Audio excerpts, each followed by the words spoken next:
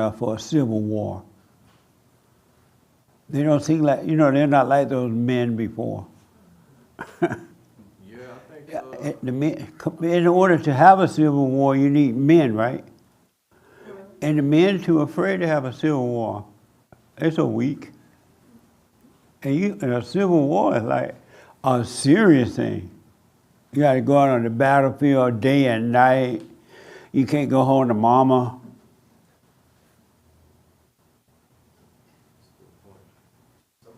So I don't think they could do civil wars now.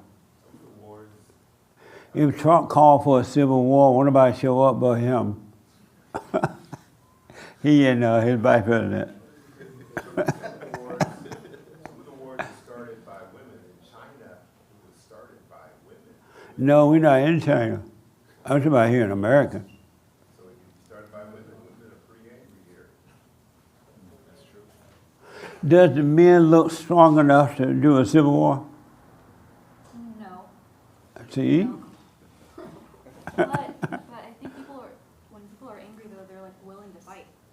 Like, But not.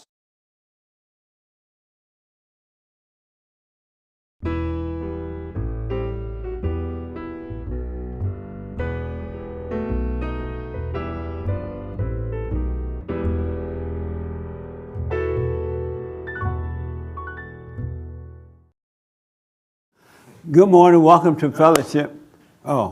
Good morning, welcome to fellowship. I'm Jesse Peterson.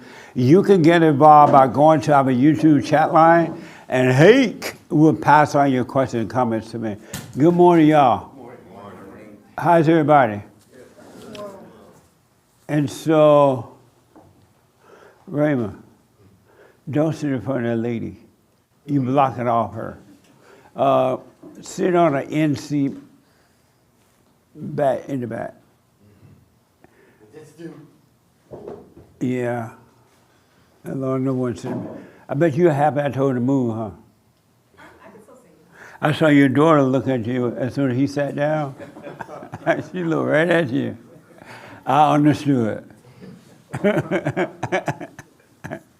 So here's the theme this year is practice being present, right?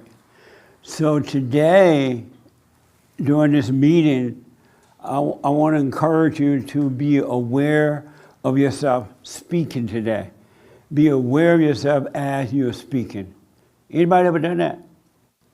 You've done that before? Okay. Be aware of yourself talking today in this room. And before I get to the biblical question, any questions for me? Or anybody had a life this week? Yes, Raymond. There was a video on YouTube saying how dangerous it is to pray while you're lying in bed because you lose all, you are tempted to lose all consciousness. So it may be better. So I believe what you're saying is right when you should pray before you go to bed so you won't be tempted to sleep and forget everything. Well, definitely better is when you first start out to sit up and pray because your whole body relaxes and you'll fall asleep from all the stress and stuff you've been living all your life. But eventually, at some point way down the road, you can lay down and do it. And you walk around during it too. Yes. Just as long as you don't make an excuse just to sleep and forget about it. Right. Don't fall asleep. Amazing. The one thing I want, and I mentioned this, did you have something there? Oh, I'm sorry? Oh, okay. So a few months ago, I brought a weird verse here, and I misquoted it, but I finally found it, and I was wondering if I could share it. You said a verse? Yes. Okay. Yeah. So here it is. I thought this was interesting. If anyone comes to me, and this is Jesus Christ, comes and does not hate his father and mother, wife and children, brothers and sisters, yes, and his own life also, he cannot be my disciple. And whoever does not bear his cross and come after me cannot be my disciple. And that's Luke, I think 15:26. But I just wanted to share that. 'Cause I thought Nice. it was interesting. Okay. You have to hate to be a disciple, I guess. And do you hate? I think that's where I started, yeah, and then it's like I rose out of it. And did you become a disciple when you started hating your parents? When I started, or I'd You- say when I stopped. Oh, when you stopped hating them. What that means is that you can't love anything but the truth. That's all you should have on your mind at all times is the truth. Not thinking about your parents, not thinking about, getting a wife, or women not thinking about husbands. You have to only think about the truth. Other than that, if you don't, whatever's on your mind will control you. It will become your God. I agree. I think that Did you is, see it in a different way? no, I do not. Oh, okay. It makes sense with everything else. That's why you have to travel the journey alone, because you have to let everybody and everything go. And it doesn't mean you don't hang out with people and things like that. It just means you can't put anyone or anything first but that. The truth. I believe that's what the book says. So what now?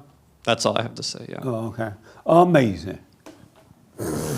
So we had a men's forum on Thursday night. It was amazing. And then it was interesting, and I'm just going to use this as an example without telling you who said it and what they said. One young man got up and talked about what was happening in his life, what was going on with him, how he felt, and all of his insecurities and things, right? And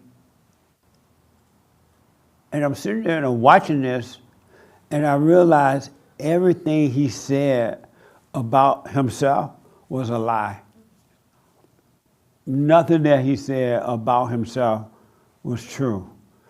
Even though he was telling the truth about what he felt, how he felt on the inside, what he thought and all that. But what he didn't know, that none of those things were him at all. That's the life we have to die from. It is impossible. There's no such thing. It is impossible for anyone or anything to make you feel or think anything at all. Nothing can do that, or no one. But you think that it's happening to you, and it's not. And the one thing that the devil wants you to know, the one thing that the devil don't want you to know is God. The devil trembles at the idea you might find God. And he doesn't want that to happen, because if you do, he has to depart from you. Because the one thing for sure, we are all possessed with evil. Every human being is evil. No such thing as a good human being. Everyone is evil. And you don't know that evil is controlling you. You think it's your decision. You think it's your decision to think about killing yourself. I want to commit suicide. You think that's your decision. And you go jump off the bridge, and while you're jumping off the San Francisco Bridge into the ocean, you get this glimpse, oh, that wasn't my idea, I don't want to die. You see a little light and you regret it. You think it's your idea to be mad at someone else. You think, I'm mad at this person, or this person made me mad. You think it's your idea. Is human beings so dumb? All human beings are dumb. They literally think that they are in control of their own life. They think what they feel, they think they feel love. How can you think you feel love? And you think, oh, I love her, she loved me. And they both lie to one another. And then when they get married or move in, the fight start. Two devils try to get that love back. Where it was never love. They think that they make decisions, human beings, all of us. We're so dumb, it's not even funny. But as you wake up, you're going to see how dumb you are. You're like real dumb. Dumber than dumber. And because we're asleep, we're blind and we don't know it. And we've been taught wrong by our parents. I hear a lot of adults saying, what about the children? We gotta love the children. Don't hurt the children. Y'all ever heard that? It's all about the children. Who cares about the children? Anybody here cares about the children? Anyone? Don't be afraid. Who cares for the children? 2 people care about the children. 3, 4, 5. 5 people care about the children. Y'all don't care about the children? What about the children? This young man raised his hand about the children. You care about children? I was afraid to raise my hand, but yeah, So what? yeah, I'm worried about all the pedophilia out in the world. It You breaks- worried about it? Yeah. And what do you mean you're worried about it? Well, it's terrible. I know it wrecks their lives. So you that's care being about the done to- children? Yes. I know you're saying. Why I'm- you seem uncertain? Well, I feel like you're gonna say you don't care about the children. That it's just my thoughts that Right. makes me want to care about the children, but I don't really care about the children. Well, a mess, huh? It's a mess. So you don't care about the children? I guess not. You don't? Do you or don't you?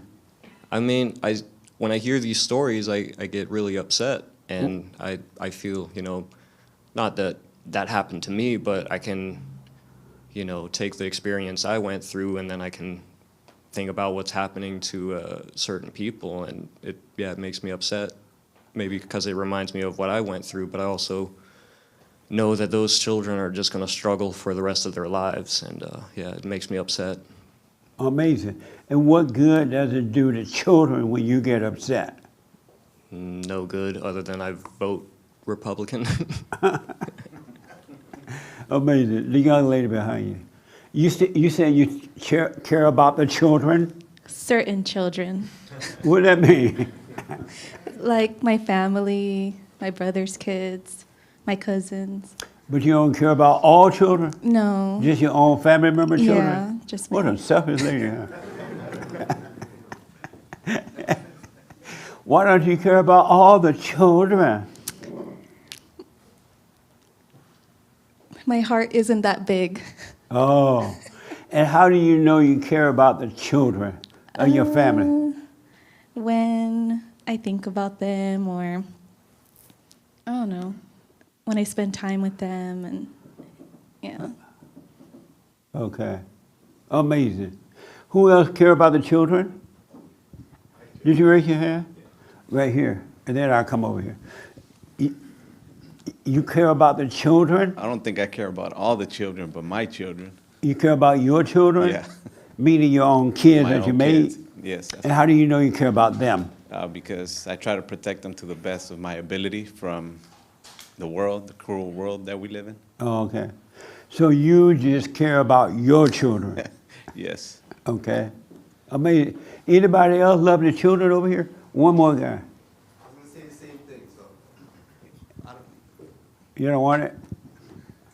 You That's care what I about was the gonna say. children, I care about my kids, yeah. but no one else's children.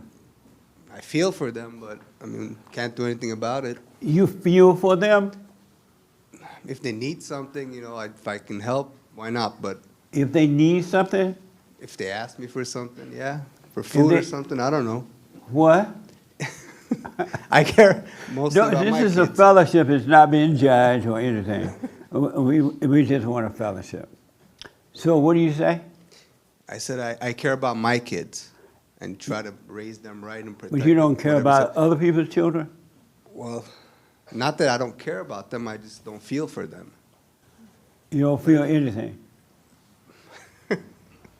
If they need something, I can help them out if I could, Like what? like food or something, I don't know. You'll give them food, If they need food. and that's your sign of caring about them? What's that? That's how you know you care about them? Well, not care about them, but I have the ability to do that, and they don't, let's say, as kids. And if I could do that, you know, that's the minimum I can do, why not? Oh, okay. Amazing. Yes, sir. And you had your hand, right? Yeah, You care about the children I do. and all the children? Let's put it this way. If I saw a child's life was in danger, I would risk mine to save theirs. Really? Yep, And why? because they're helpless and they're innocent. But you're going to end up with a concussion. So it happens. You don't care? And the child going to go about their life and forget about you. That's fine. And then they'll call you a hero for a day. I don't care about any names. I'll do it if nobody was there. Really? Yep. Amazing. All right. Yes, sir. I was recently having a conversation with a friend, and he was saying he doesn't have any children, but he was making up all these scenarios about if this would happen to my child, what I would do to save them or help them. I'll die for them. I'll do all this stuff. And I don't know, I was listening. It was like, it didn't make sense to me. I'm like, you don't even have children. You're just coming up with these scenarios to make yourself sound good. But, Yeah. yeah. I thought it was Do you interesting. care about the children?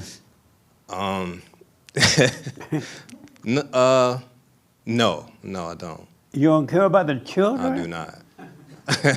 Not at all.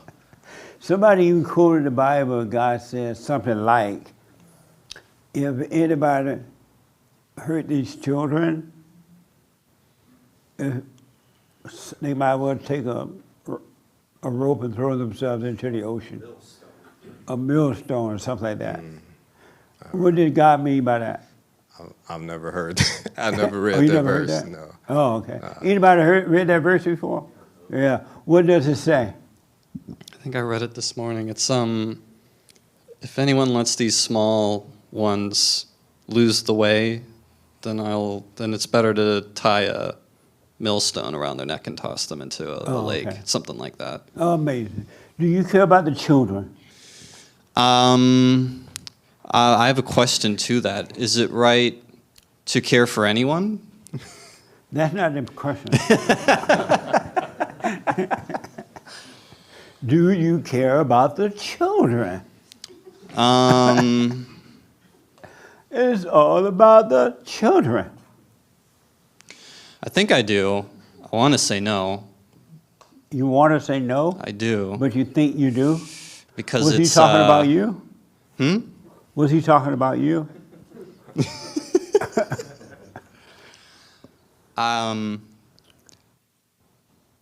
I don't think I do. No, I don't care for the children. Amazing. Let the world have them. All right. Anybody else in this section for the children? How about here? Right here, Alexis. You care about the children? Yeah, I think I have a soft spot for the children. Right on. At least somebody got a soul. Go ahead. But I will say though, it's like a game that I play. I was gonna respond with like, I care about the children more than I care about the adult. You do? Yeah. And I think it's because I think that the kids, whenever I see a parent yelling at them or something like that, I don't think it's not their fault when they come out the way that they come out. And so I tend to have like a soft spot for them, and I don't really blame them for their outbursts or for how they are, because I see them as like something that can't help themselves because they're little. So I have like a soft spot for that. Oh, okay. Amazing. Yeah. Anybody else care about the children over here? Right here. So I want to care for the children, but I don't think I really do. And why do you say you don't? Because I think it's just an act. And why do you want to then? Because it's wrong what they're doing to the kids. like harming them in any way, and that type of stuff. Oh, okay. I pretend to care, like, oh, we got to save the kids, right? But I think it's all an act. Okay. Yeah. Amazing. Did I see Francisco here? No? Oh, okay. I saw your hand, right? Yes. Okay. You care about the children? No. And why not? See, I told you, we can't have no civil war. These men don't even care about the children. Why not? I used to, but those are somebody else's kids, and I'm nobody. So, who's going to care for me? Oh, Lord. I'm sorry I asked. You had your hand there? Okay. I care about the children. I'm not surprised. Oh, yeah. And why do you say you care about them? Because if a child was brought on stage and was tortured in front of me, I couldn't just sit there and watch. So I've got some type of empathy. Would you do what that young man did, jump up and kill yourself? Yeah, I'd work. I mean, I would try to, of course, not die, but I'd do something. If I die in the process, then it's God's will, I guess. Amazing. Let me just say this, and then I want to get to the beautiful question. These people that say that, what about, I want to ask the young man in the gray. Do you care about the children? Hold on a minute. Well, you have to define care first. I'm not sure what you mean by care. There's a lot of feelings involved. People think with their feelings and they think they care. But when it comes time that something does happen, it's a whole different story. Like if there's danger or stuff or anything like that. But mostly, my opinion would be, I care in the sense that when children are born, and what they're learning, what their parents are teaching them, what they're taking in, you know what I mean? And growing up with that maybe lies and illusions of what really the truth is, like you talked about. So in that sense, I can have an empathy towards them, thinking that, wow, a lot of people are misled, and they don't know the truth.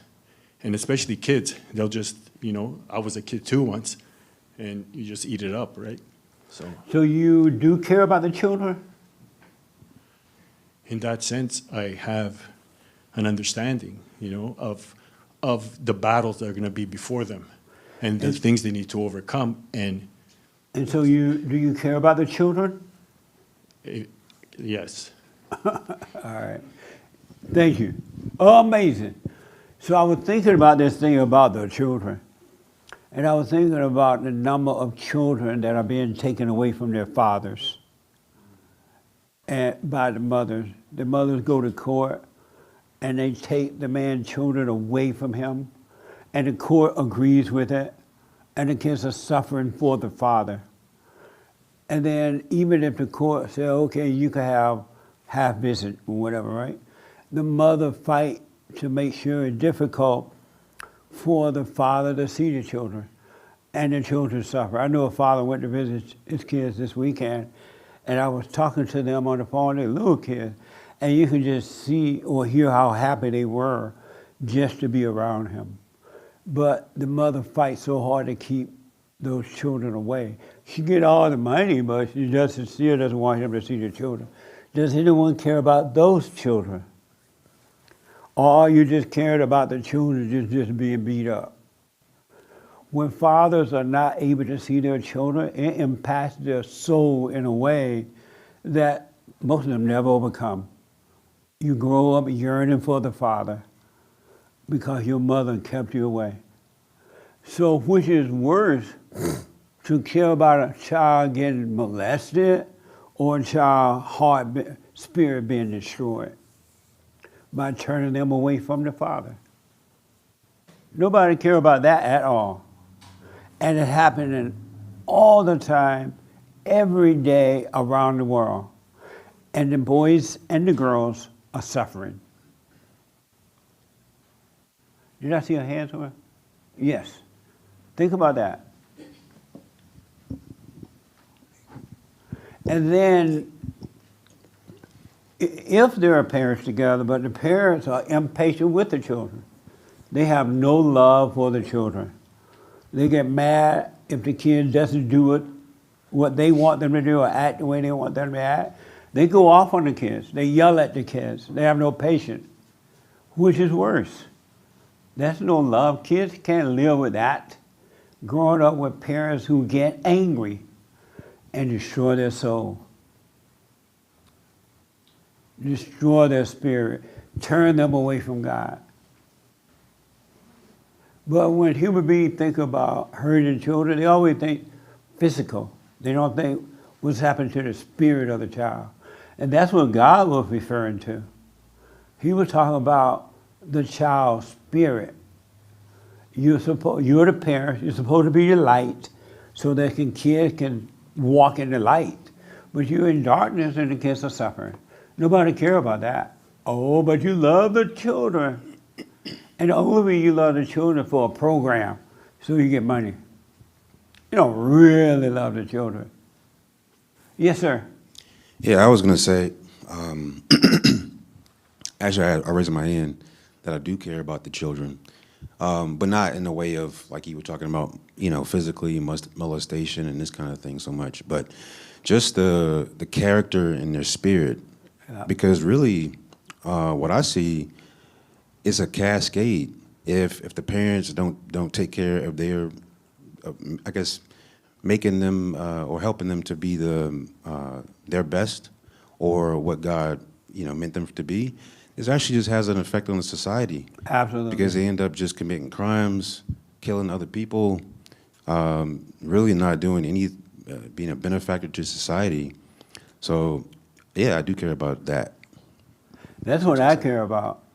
It's how the kids need parents that love them. Because if kids have parents that love them, the kid's not going to end up at Jeffrey Dahmer's party, or whatever that man's name. You know what I mean?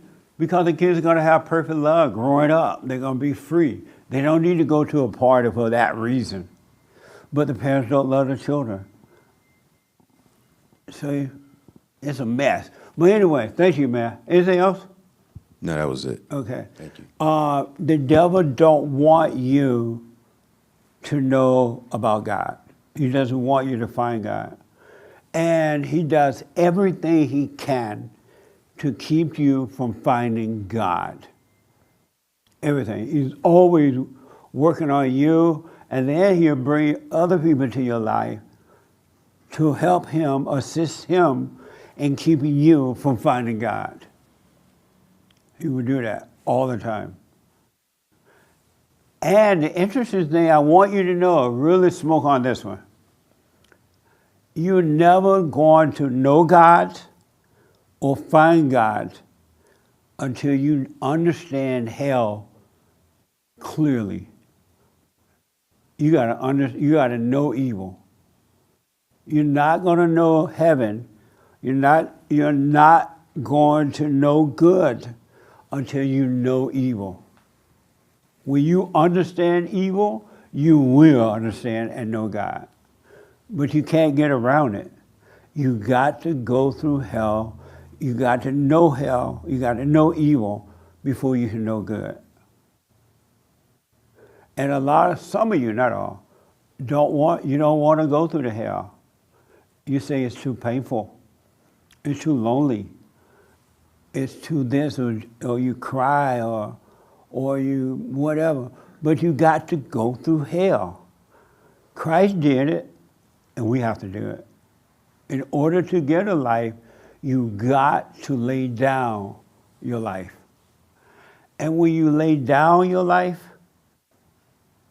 you're going to discover that it was never your life. It was never you. It was always fake. It was always an illusion. It was never you crying over a loss. It was never you getting mad at someone else. It was never you allowing someone to make you feel glad or feel happy. It was never you that was afraid. It was never you that was sad. It was never you, period. It was never you. But you're not going to know that until you let whatever needs to happen to your ego happens. And you start reaching out for somebody or something to make you feel good. You got to die. Ain't no way around it. You must go through hell. You can't fake it. You can't be, talking about the truth and not going through hell. Any question about that? You got to go through hell. And when you're going through hell, you're going to see how crazy you are. You're going to shake your head like, wow, I didn't know this. I thought it was me. It was never you. That's so crazy. Just think about that, and then I'll get to both of you. Think about getting angry, getting mad at someone or yourself. Think about how dumb that is. Anyone ever got angry? Did you see how dumb you were while you were angry? Yes or no? The young man here. You see, when you get angry or when you've gotten angry, you see how stupid you act, how dumb you are? Yeah, I think it's just like when I, freak out on somebody, I think I just want to be heard sometimes, and then I feel bad after. It's just like, why did I do that? I should have kept to myself, Absolutely. Yeah. Isn't that crazy? Very crazy. What you getting lonely for when somebody leave you? My wife left me. And then you drive down the Pacific Ocean. Listen to sitting by the dock of the bay. Think about insane that is when someone leave you. You've been married or dating for 30 years, for 5 years, for 10 years, 1 year, and they leave you and you cry. Anyone ever done that? Yeah? The young lady, why did you cry when they left? Why not be happy they're gone? Well, at the time, I didn't know any better. Meaning what? Well, I was in hell, and I apparently loved it, and in hindsight, I can see how Satan enjoyed keeping me there. And the more pain I had, the more I enjoyed the pain, the more I had to talk about, the more fingers I could point, and just get on that hamster wheel. Isn't that like insane now that you're starting to see it? Yeah. Now you see why I said we're all crazy? We're like crazy people living in an insane asylum. If somebody want to leave, whether it's your wife or your husband or your kids, okay, bye. You have nothing to do with my peace anyway. It comes from God. It doesn't come from you. So if you want to stay in my life, nice. If you want to leave my life, nice. Goodbye. That's the way we're supposed to be living. God created us to live that way, to only love Him with all your heart, soul, and might, along with nothing else or no one else, and people can come and go as they please. Okay, you love me today? Nice. Because people love you today and hate you tomorrow. Really. They all love you. It's a false feeling. And you don't love them. But just imagine living that way. Totally free. Being one. Being a whole person. And nothing and no one can hurt you. Without you trying. You're just living your life and not being affected at all. And you will, I promise you this. Not because I can make it happen. I'm telling you as a witness, it will happen. When you drop your ego, when you die, and as you are dying from this false nature, you will never think bad of or judge another person ever again. No matter who it is. You would never, you couldn't do it. It would be, you wouldn't even think about judging someone else. No matter what they have done, you can judge them because you will understand what's driving them. It's not them. And there will be nothing, because of that understanding, there will be nothing that will even come into your mind to judge them. As God doesn't judge us because He knows it's not us. He knows something else is driving us We just don't know it until we start to know thyself. You won't judge. You're going to be the light of the world. Really, you will become the light without trying to be the light. And you won't walk around saying, oh, I'm the light. If somebody walking around telling you they're the light, they're lying. They're not the light. All right? But when you die from this thing, and you can die, that's what's so crazy. And when you go through this hell and you're dying from this hell, heaven become more clear to you. Without even thinking about it, you're one with heaven. And it's amazing to live this way. And it gets better. And I know I got a lot more growing to do, but I'm loving what I see. And it just makes me want more and more and more. And so a little light will make you want more light and more and more and more and more. I don't know if you ever get the whole thing, but if it's possible, I want it. But he loves us. You're not yourself. You are not yourself at all. A couple of hands I saw. Raymond in here. Yes, Raymond.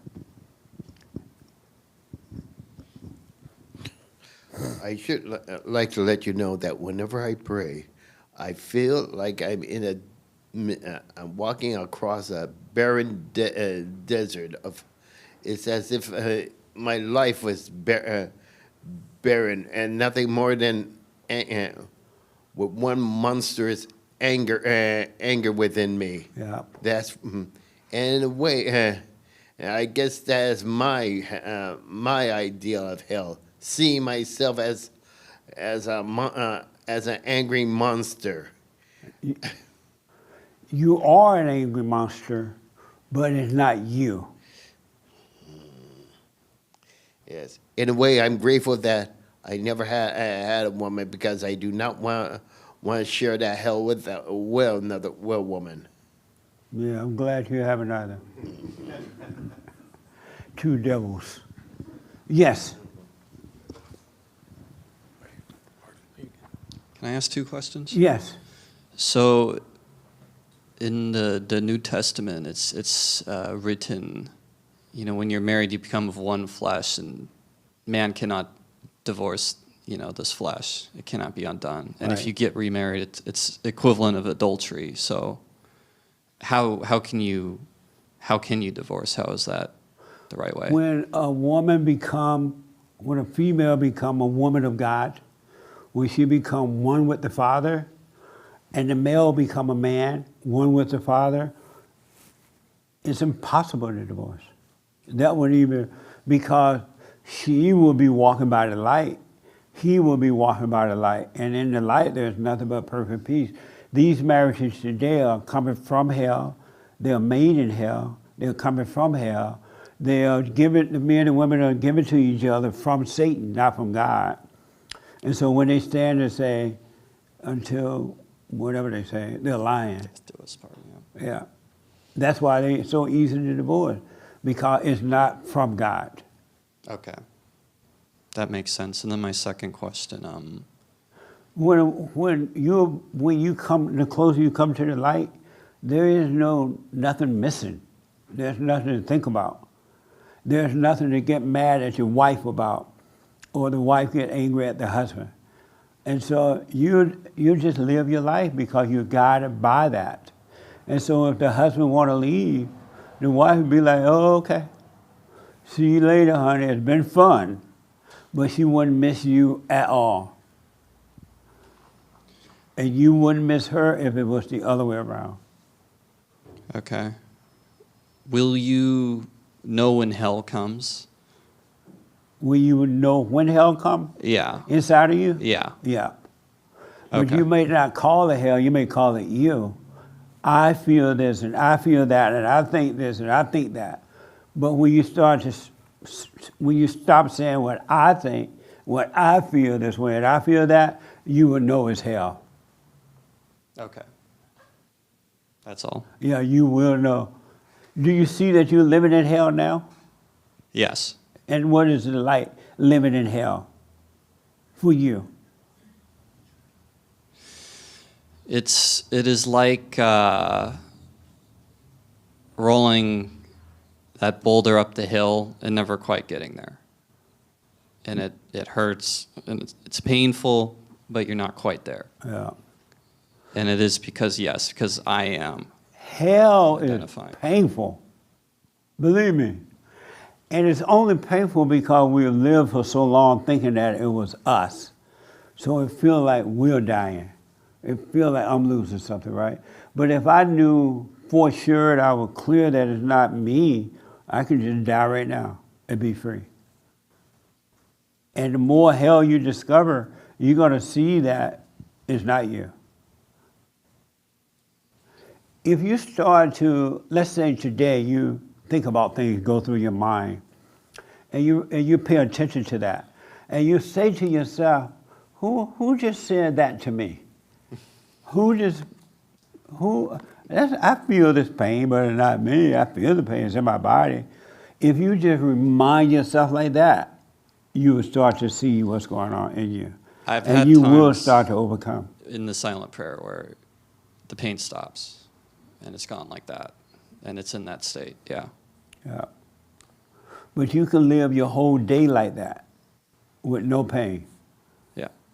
If you become aware of it. Yep. What a mess. So, the devil don't want to let you go. The devil tell you, oh, you don't have to go to that meeting. You went there last Sunday. All you're going to hear is the same thing.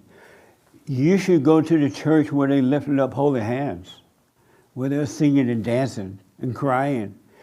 That'll feel better. And some people are crazy enough to go.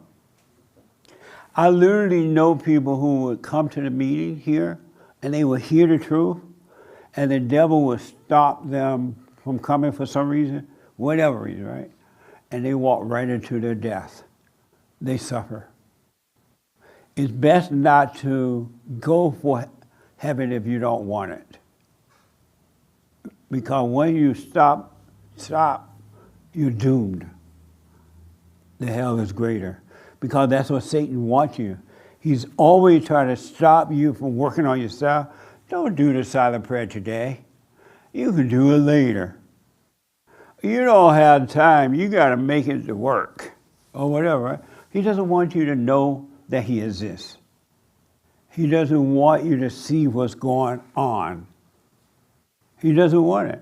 So he'll make up excuses, and you think, you're so dumb, you think they're your excuses because you don't see what's going on. Yes, ma'am. Yeah, I remember you said it earlier today talking about how you have to go through hell or you have to know evil in order to get to heaven. Yes. And for a long time I had a difficult time wrapping my head around that because I think what I'm realizing now is I think one of the devil's greatest tricks in my own life is to call comfort peace. Yes. He's tricking you into thinking that, oh, there's not much going on, everything is comfortable, everything is fine, but the devil's version of peace is comfort. And so it will keep you from doing the things that you're saying. Absolutely. And so you can stay somewhere forever. Like if I really wanted to, I could stay here forever and not blink twice, not care. But Yeah. I think that's his greatest trick, or at least in my own life.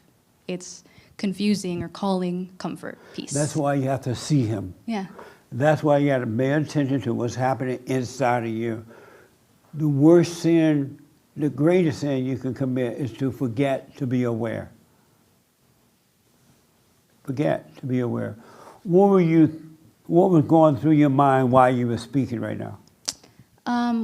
Just what the words I was saying, the light bulb came on, and it was just what I just realized. The things that I Right just on. said is just something that I just realized sitting in this chair.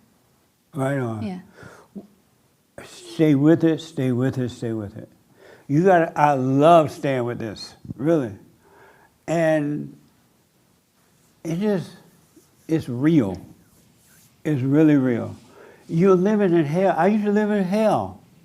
I didn't know I was in hell. Really.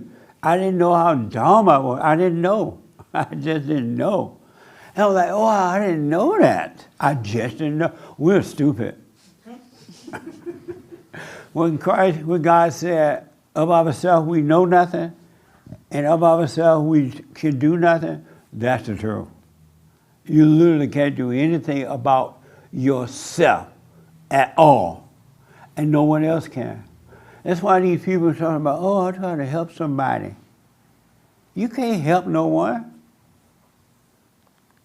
How can you help someone you can't even help yourself? I'm not helping anyone. If you're getting this message, it's not coming from me, it may be coming through me, but I have nothing to do with it.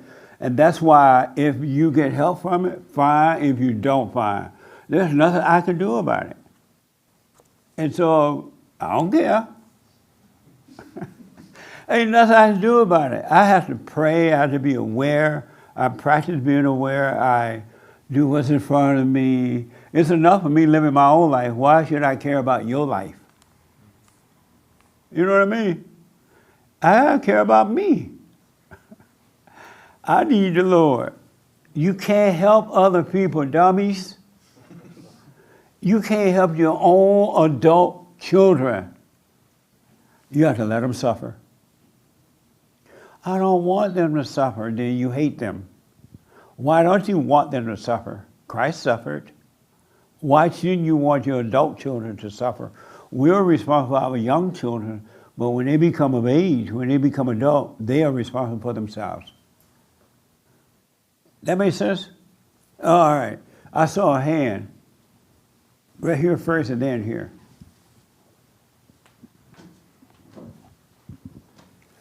There's this movie, it's called The Usual Suspects, and the last line of the movie, it says, the greatest trick the devil played is convincing the world that he doesn't exist. When she was speaking about the thing, that's what I remembered. So. Yeah, well, he definitely exists, that's for sure. And he exists in your mind. He lives right in your mind. He talks to you. He tells you how to feel. He talks to you about other people. He tells you where to go, what to eat, and everything. And you listen to him. He tells you who to love, who not to love, and everything. And you're crazy enough to do it. Oh, that's a nice person. Fall in love with that person. And you go fall in love with them. And you cry. Yes, sir. I was just wondering if I could give a little testimony real quick. Absolutely. You were talking about mothers separating their children from their fathers, and that's exactly what happened to me. And I'm just really thankful that I get to sit here today with my dad. We drove down here from San Francisco. Oh, right on. And yeah, I discovered you about 5 years ago already now, and I just listened every day. I listened to all your programs, really learned a lot, and it's helped me a lot. So I can't thank you enough. And so how did you and your father finally come together as one? Well, I got so angry. My life was just falling apart, that something inside me decided to get help. And I think that attitude change led me to Jordan Peterson, and then his material led me to people like you. And it was just, listening to what you had to say was like, where has this been my whole life? Yeah. I feel like I'm waking up. I'm still waking up from having been lied to. I feel like I've been lied to my whole life, and everything is wrong. And I've been such a beta male my whole life, and it's... What a mess, huh? It's such a mess. Yeah. You forgave your mother? Did you go and deal with your mother? Yeah, I think part of the reason why I got so angry was one of the catalysts was my mom dying in 2013, and she was sort of my anchor to the world, I guess, or my God. Yeah. And once that was taken away, I was lost, and then my anger came to a head, and God let me see that I was angry, and He let me see that my anger that I had towards my father was, really a lot of it was towards my mother. And then hearing your message, I forgave my dad in person. How did that go? It went great. Yeah. He was like the prodigal, or the father of the prodigal son, just wanting me to come home. Right on. And so your life is starting to go better now? Yeah. In what way? I'm noticing my anger when it comes up more frequently. I mean, I used to be an angry leftist in a way, just for a short while, but I really attribute it to my anger. I adopted that victim mentality, so Yeah. now I see, I see weak people, and I'm like, ew, I used to be like that, so I recognize what it is, but, I just see it so clearly now. But don't judge them. Yeah. Yeah. I have a hard time not judging myself and forgiving myself. I think Even now? Yeah. And why? I think because I hold myself responsible for letting myself become so angry. Right. And I'm trying to remember that I have never, this is from you. You say you have never done anything wrong, and I think some people don't need to hear that. Maybe, I don't know. But You think that you have done wrong? yeah, I think the devil's tricking me into thinking I've made my bed, now I need to sleep in it and suffer. Do you see that that's not true? Sometimes. Meaning what? After coming out of like a depressive episode and being angry and, having a terrible day and crying and meditating or, trying to do the silent prayer, sometimes I come out of it and I'm like, what was that about? Yeah. It's like you were saying, you can see afterwards that anger is just so stupid. And when you say you have a hard time forgiving yourself, who are you talking about? Who are you having a hard time That's a forgiving? great question. My favorite question that you ask people is, who are you? And I still think about it. I don't know. Sometimes I feel like I'm a nobody. Either a nobody or just I'm nothing. I can't figure out what. Sometimes I think I'm a spirit. But why do you think those things about yourself? Why do you think I'm a nobody? Or I'm a spirit? Or I'm a this? Why do you think those things? Well, sometimes the self-hatred kind of plays into that, I think, and it makes me, just think self-deprecatingly, oh, I'm a nobody. And then sometimes I'm also just thinking about your question. Well, if I'm not the things I have or, the things I call my identity, if that's not me, then what am I? Who am I? Right. And I don't really have a good answer for you. I'd like to know who I am. And so, since you don't know who you are, who are you holding a grudge against then? Myself, I And think. what's that? The person who got angry at my father and at God and my mom. But who is that self?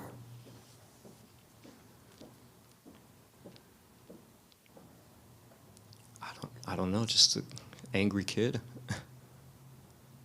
How old are you now? I'm 33. You're 33? I'm old. And so, who told you that you should be angry at yourself? No one told me.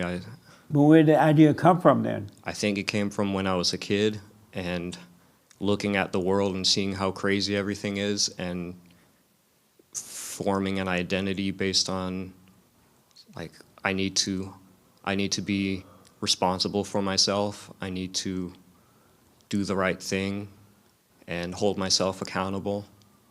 Are you holding yourself accountable now? Well, I'm seeing how that idea of holding myself accountable has just turned into judgment of myself. Absolutely. And I think real accountability is, letting go and letting God guide me, let the Holy Spirit take over. What would happen if you just let go and just live? I'd probably have a wonderful life. So why don't you do that? It's like when I'm about to, something comes up in me that says no. I can't explain it. It's like this pain comes up. Yeah. That's the devil that is afraid he might find God. When he wanted to just live, the devil like, no. And he, oh Lord, that hurt, that's so real. That's not real. That's the hell that you must endure. Meaning you gotta go through it. You be aware of it. You know that it's there. You know you're feeling this. But don't call it you and live with it. But don't call it you. Go through it day and night, and the light will take it away. But the devil doesn't want you to do that. He wants to convince you that it's you're a loser, you're this or you're that. If you believe it, you're going to lose. Because he wants you to believe that, and it's not true. That's the hell that you must go through. And it's going to get worse. Good news. You think that's painful. Wait until he's really about to leave you. That's what I'm worried about. He's going to go and get all his little demons and come after you. He's going to remind you of everything you ever thought, everything you ever did, everything you ever wanted to do 100 years ago. All those little demons are going to come and they're going to yell and scream at you because they don't want to leave you. They don't want to be homeless. They want to live in human beings. But you got to go through it. That's what every human being got to go through. And don't let anybody or anything comfort you in that. You got to live with it, but you got to stop calling it you. And the light will save you. Now, let's say you get really, really bad, and it will. You can ask Christ, help me with this. This is too hard. And he will come and help you. He really will. Okay. I remember once, years ago, I was in so much pain, like I could barely move. And I remember in church when I was growing up, they said you can ask Jesus to help you and he will. And so I was in so much pain, I just said, Jesus, help me. I didn't know what was going to happen. And he came, he took the pain away. He helped me through it. Wow. He will help you. I remember last time I spoke to you, you said stick with it. And Yeah. I'm struggling, but you know, I keep coming back and I keep trying to stick with it. Absolutely. I don't think I'm gonna, you know, the extent of me that has woken up, I don't see how that can fall asleep again. That's right. So that's one good thing at least. Nice. When you say you're struggling, how do you struggle with it? Struggle with it. I mean, it's like you said, all those thoughts from, you know, a million years ago come back up, every tiny little thing, and the devil, you know, just keeps hammering, and eventually I start believing him. Yeah, absolutely. You got to catch that by being aware. And eventually, I'm telling you, as you go through this thing, this hell, you're going to start catching it. And then you got to just see it, and it won't affect you at all. You got to catch it, and you will. What a mess, huh? It's a mess. What a mess. It's a mess, but you got to go through it, man. True. You really do. You got to take the pain, and don't. The thing about this pain, you have to take it, but you can't let people know. You can't go to work talking about, oh, I'm in pain. Yeah. Oh, I'm so lonely. Or I'm so afraid. You can't, because if you go to work complaining about it with your employees, then other employers, all they're going to do is tell you about their problems. Right. And to losing people, talk about their problems. Yeah. You have to you can only go to the light with this, to God. True. And so even like now you're talking about it, but speak about it in the light. Be aware of what you're saying, and the light will save you. Thank you. Amazing, huh? Amazing. Poor guy. Don't y'all just feel bad for him? Do you feel bad for him sometimes when you see him suffering? Absolutely. And why? You said absolutely. Well, none of us. I'm a dad. No dad wants to see their kid suffer. Yes, they do. No. I know he's going through hell. I've gone through my own hells. So I Why know what you it's say like. no dad want to see his kid suffer? I just believe no dad really wants to see their kid suffer. Is I God your don't. father? Yes. Does he watch you suffer? Yes. Are you a greater father? I to get your, you. I get you. Are you a greater father to your son than God is to you? No, no. And God let you suffer. Yeah. Isn't that amazing? God let us suffer. What kind of God is that? He'll let you just sit here, be lonely, be afraid, be pitiful, and be a tumbleweed, and he'll just, oh, okay. You shouldn't be feeling anything about his suffering. All right, I'll try.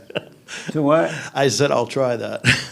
What good is it doing him or you? I just try to. Oh, sorry. I just try to give him encouragement. You Like know? what, for Like example? you just did. You Oh, know, okay. I'm pretty much. I think I'm on the same page, but you say it better. So I'm glad he's coming here to listen to you. Yeah, but don't feel bad about him suffering. All right. When he tell you, Dad, I'm suffering, however he brings it up, don't be like, oh, son. No, he don't do that. I mean, don't you do that? No, I don't think I don't think I do it like that. I just How try to does- give him. I just try to give him encouragement. I try to tell him like you got to love yourself, respect yourself, and believe in God. Bad advice. The next time he comes to you with something, says, suffer and die. Okay. Or you can say, what the? Tough love. Huh? Tough love. Yeah. I get it, yeah. Suffer and die. Okay. Because that's all happening. He's dying. The false nature, the false self. So you should be happy to hear that but don't feel anything for him. Don't be mama. No way. Yeah, but don't feel anything. Don't feel bad for him, or you will give him the wrong advice. Okay. You gotta love yourself. Ain't no self there to love. Who are you gonna love? I'm just thinking the man deep inside that's struggling. You know, I want him to respect himself, and I never want him to harm himself. Ain't no, that's the problem. He's trying to respect himself, and there's nothing there to respect. No, I hear you. Really, there's nothing there to respect at all. And if he try to respect himself, he won't die from it. There's nothing there to respect. It's an illusion. You hear people say, oh, you talk to me in the wrong way. I'm your parent. You can't talk to me like that. And you're like, what's wrong with you? Why can't I talk to you like that? Parents are crazy too. Anybody, your parents ever said to you, don't talk to me like that. You speak up, they tell you, don't. I'm the parent. You can't talk to me like that. Anybody ever that's been told to you? Yeah. How about you? Did your parents tell you can't talk to me like that? Me? They never said it? I can't recall. Oh, It's been yeah, a long but white time ago. parents let their kids say anything. I remember whenever I'm counseling with a family in my office, the father and the mother and the child, and the mother or the father say something that's not true, the child would say, F you. That's not true. You lying. I'm looking. I'm like, wow, it's amazing. White parents can white children can talk to their parents like that. Because if you were a black child, they would knock you through my office door. You cannot say that to your parent, but you should be able to. And if the parents feel something about it, it means they have an ego. They think they're the parent, they have to be dealt with a certain way. That's an illusion. Because the only thing the children are doing is giving back to you what you've given to them. The anger. Isn't that amazing? Mm-hmm. So there's nobody there to love yourself. All right? I got you. So don't feel bad for him. All right. Just tell him to suffer and die. Suck it up. Right. But do you understand that? Yes, sir. The son, Oh. do you understand there's no one there to feel bad about anything? And I understand what you're saying. You feel this pain, you have these thoughts, and it just feels like it's never going to end, and it feels like you, but it's not you. Yeah, I think I understand. I've just been, in my mind, in my imagination so Yeah. long, it's hard to see it sometimes, I and understand. especially when you're going through it. But Yeah. I do know what you're saying, and Stay with it, all right? will do. Are you lifting weights At work, kind of. at work? I do manual labor, but no, I should work You out. need to go to the gym or something. I know. You could never fight in a civil war.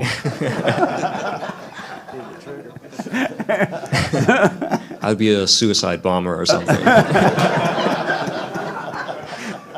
So while you working on your spirit, you need to be working on your body too.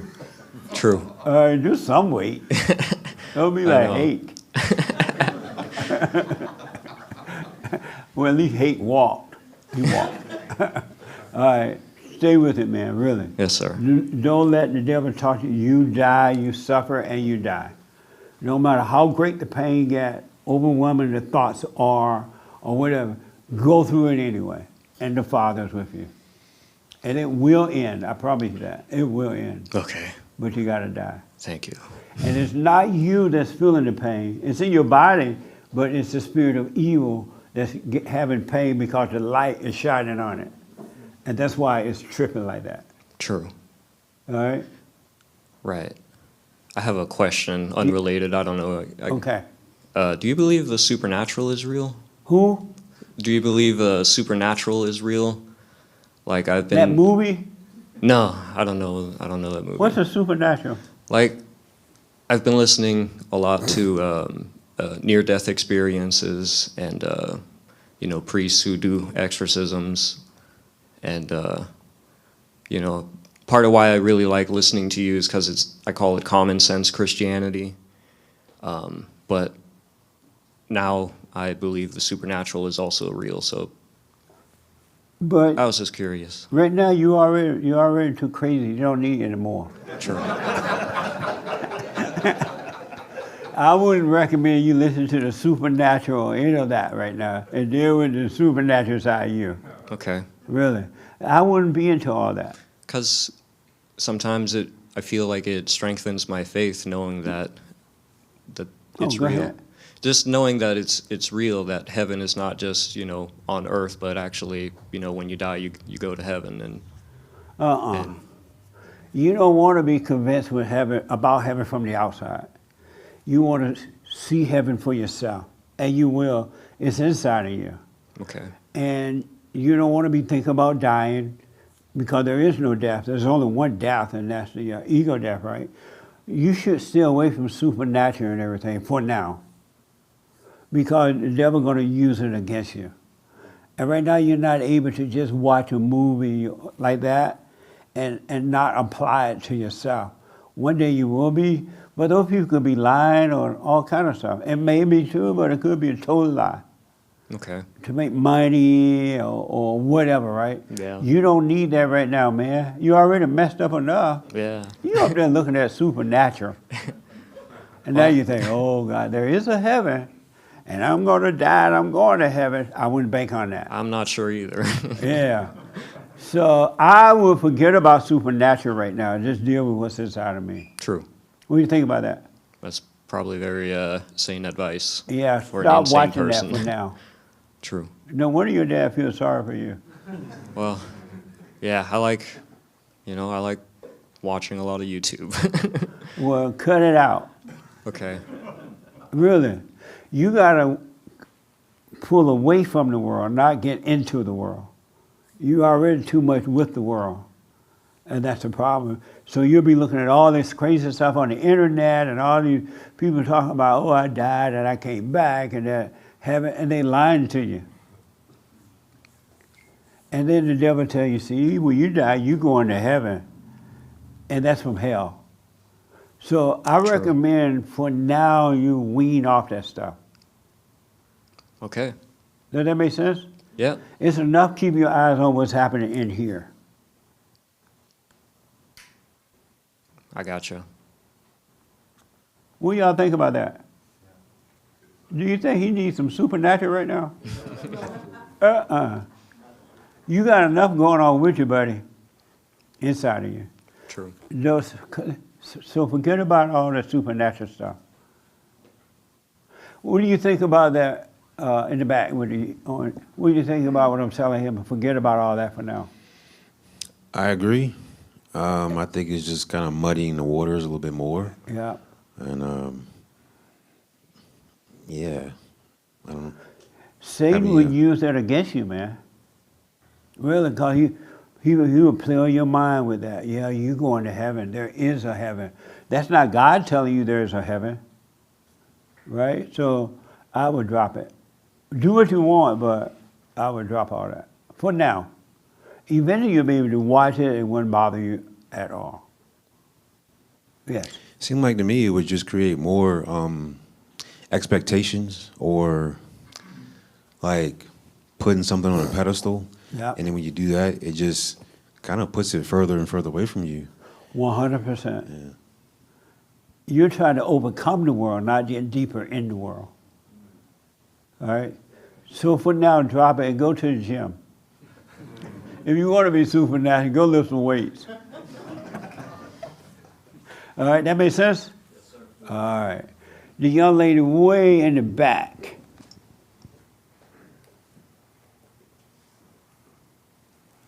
And then I want to get to the biblical question here. Yes. With all the hair on her head, yeah. No. Of course. Is this your first time here?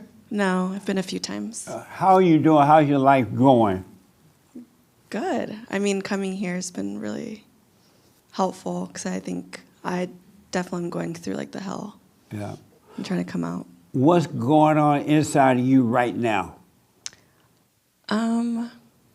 I think when you're talking about mothers taking their children from their fathers, that really clicked. And kind of similarly, I feel like I took on the pain from my dad. And so I think a lot of that I'm learning to release and not feel like I owe people or owe my dad or take on other people's emotions. Your mother took you away from your father? I got to see him every other weekend, but it felt like it was something that was held over my head and my dad's head of like control. Yeah. So, yeah, still kind of working through a lot of those things. You working through it in what way? Just learning to not take on and like let other people's emotions or whatever they're dealing with be their own thing. Yeah. So I think last time I came here, we were talking about being the oldest and feeling like I want to take care of everyone else. Oh, so learning to like not. So like, if I'm hearing you right, you feel bad for your father that he wasn't able to be with you? Yeah. Oh, I see. And why? I don't know. I don't look at his life as, I guess, fulfilled. Not to say that me being in his life would fulfill him, but I think I did believe that for so long. Right. Yeah. And so now you're starting to understand that's not true? Yeah. Do you feel bad for him? I don't know. I think now I'm starting to learn like he's his own person. Yeah. And to learn that like he's also an adult. Yeah. And I'm an adult, so it's learning to like detach more. Good. So I don't feel as bad for my dad anymore, but I definitely did growing up. Yeah.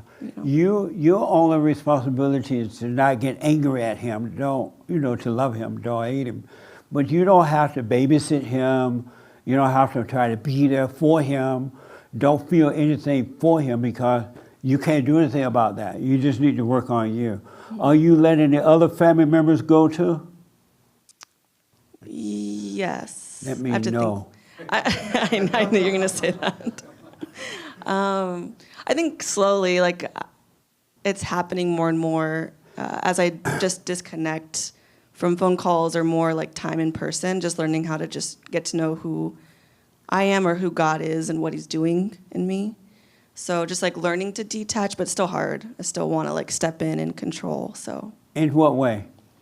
I just want to make their life as easy. And when we were talking about caring for children, I think in that moment I realized it's kind of selfish because I'm caring for children, wanting them to be children because I wasn't able to be a child. Right. So I think learning that I can't project the way I feel onto other people or care for children in that way. But I mean, I think your definition of how to care for them and making sure they're still able to connect with their family, I think is important still, but.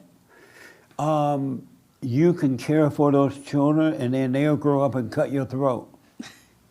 They'll rob you at your home and kill you and take your money and take your car and take off. Yeah. And you're like, oh, I love these kids. I raised you. I did this for you, that. It's about the heart. It's not about what we can do for them or not do for them. Yeah. Really. Yeah. Why don't you, the people you're taking care of are adults now, right? If I remember correctly. Yeah. Yeah. Why don't you just dump them? I had to. I did. I think I still definitely am there to be in their life now where we're reconnecting, but there's definitely a time period where I had to be like, kind of not, and let them figure it out, and then come around when they can just be on their own. I don't understand the language. Huh? What? I'm black and slow. I don't know what you're saying. Oh, sorry. Speak clear. So, are you through with trying to help them, period? Oh, yeah. And how do they feel about you now that you're not helping them? Actually, better than I thought. A lot Yeah. better. Like, our relationship's getting better now. And yet you feel bad for them at times? Yeah, I still feel bad. Definitely. And why? I feel bad and responsible for the way my mom raised them in a lot of ways, that they didn't choose that. So I definitely take it on, even though I didn't choose it either. Right. But there's still, Satan still wants me to feel bad into what was me. So. And why do you let that happen? I don't know. If you love them, you'll let them go and suffer. If you hate them, you'll feel bad for them and want to help. Yeah. You got to love them to let them go. Mm-hmm. What do you think about that? Yeah, I think that second step is the not feeling bad, where I think I wasn't giving them anything situationally or money or whatever, giving them but I still am secretly, I guess, giving them my emotion on Absolutely. my own. You're giving them hell because your emotions are hell. That's not love. Yeah. When you feel bad for them, you're hating them. But your ego say that you love them. Oh, I feel so bad for them. But you're really hating them and you're keeping them in hell. Mm-hmm. Yeah. You gotta let them go completely. And you work on you, and if they want to get better, they may ask, well, I remember when you all messed up. How did you change? Or they'll ask. If they don't ask, don't tell. Mm-hmm. But you got to let them go completely. Yeah. Yeah. It's interesting, when you let them go, you're going to love them with real love. And you can take it or you can see them or not. You know what I mean? Yeah. Any questions about that? No, it makes sense. It's definitely something I want to do, and like you said, it can happen today, so I have to like believe that it can happen. You right don't now. even need to believe it, just do it. God doesn't want you to come to him with belief. He doesn't want you to come to him. He's not asking that you come to him with strength. He said, come in weakness. Come as you are, doubting and worried and weak, and he will take care of you. Yeah.